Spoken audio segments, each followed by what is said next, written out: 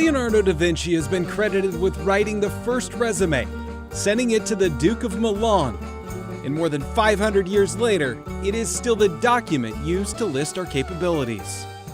This is not your autobiography. It doesn't need to be a list of everything you've ever done professionally. Jenny Foss is the creator of JobJenny.com, a professional service offering resume building advice. She says there are definite do's and don'ts when it comes to what to put in there.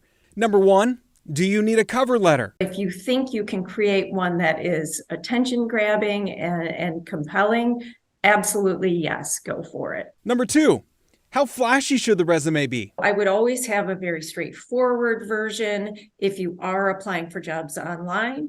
But especially if you're in like a creative field or needing a stylized resume, save that for when you're going to email a PDF directly to someone. Foss says some online resume scanners can have trouble deciphering the fancy fonts or logos. Number 3, what about the objective line? Use it or lose it? No, you don't want to use an objective. We know your objective, that your objective is to land the job that you're applying for. So, and that top part of your resume is really valuable real estate. She says instead, create a summary of yourself.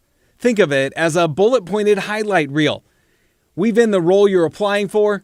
Add in what value you bring with concrete data points, such as how much revenue you brought in, or how fast you closed a deal, or how much lower you negotiated something for. So introducing the skills and capabilities that you come with that you know that your target employer is going to be looking for. And finally, does it really matter if it's longer than a page? This is the myth that will not die, and it makes me crazy. But I will also say, make the words earn their spot on the page.